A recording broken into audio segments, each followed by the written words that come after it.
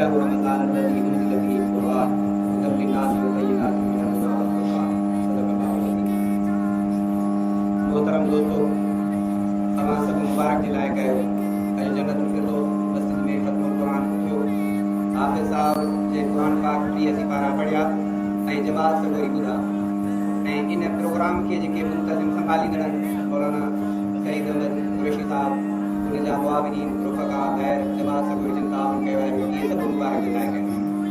इन सभिनी खे असां अॼु क़ुरान जी महफ़िल ॿुधी ऐं मुफ़्ती आमिर साहब जे क़ुरान अहादीस ॿुधोसीं, पंहिंजे क़ल्ब खे इन नूरानी नसीहतुनि सां मुनव्वर कयो। इहा घड़ी दुनिया व माफ़िया खां बहितर आहे। अल्लाह जी फरमायो शहर रमज़ान الذي أنزل فيه القرآن, रमज़ान वारो महीनो उहो आहे जंहिंमें क़ुरान नाज़िल थियो।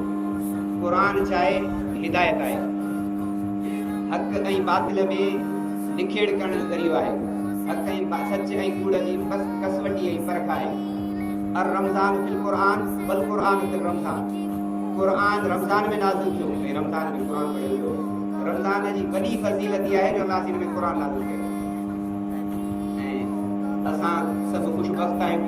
ॿी हिकिड़ी नसीहत त जीअं अॼु रम ख़तमु पूरो थियो, तरावियूं ख़तमु कोन थियूं, इहे ईद रात ताईं हलंदियूं। ईअं न त वरी अॼु हाफ़िज़ साहब पूरो कयो, हाणे तरावियुनि खां बि माफ़ी, पोइ इहो शहर घुमण फिरण आख़िरी अशरे में ईअं थींदो आहे।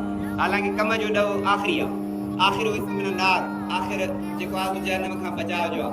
जहन्नम खां बचाव जो अलाह खां सुवाल कजे। तंहिंजे करे तरावियूं पढ़बियूं, अॻे घणियूं बि पढ़जनि, 1.5 कलाक हले पियो, कलाक हले पियो, हाणे 20-25 मिंट हलंदियूं। तंहिंजे करे तरावियूं न छॾियूं। क़ुरान जी तिलावत ईअं शुरू करे ॾिनी त रमज़ान खां पोइ बि असां वटि इहो अमल बरक़रार रहे। क़ुरान जेकॾहिं असांजो साथारी थी पियो त असांजी दुनिया आख़िरत ठही वई। पर जे क़ुरान असां छॾे ॾिनो, न पढ़ियो, त पोइ क़ुरान असांजे लाइ असांजी दाई थींदो।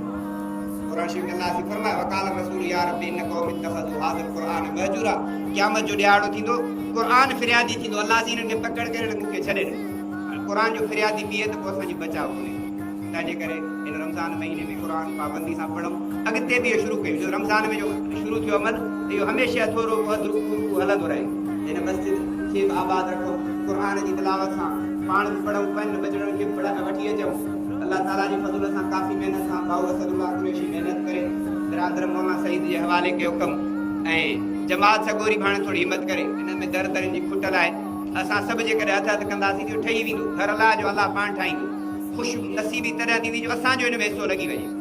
जेकॾहिं थोरो थोरो असां पंहिंजो हथ मिलाईंदासीं त इहो असां लाइ निजात जो ज़रियो बणिजी वेंदो। निमाज़ पढ़ंदा रहंदा, क़ुरान जी तिलावत हलंदी रहंदी, हाफ़िज़ साहब ईंदा रहंदा, बयान थींदा रहंदा, उलमाए किराम ईंदा रहंदा, जमातुनि जो नक़ल हरकत थींदी रहंदी।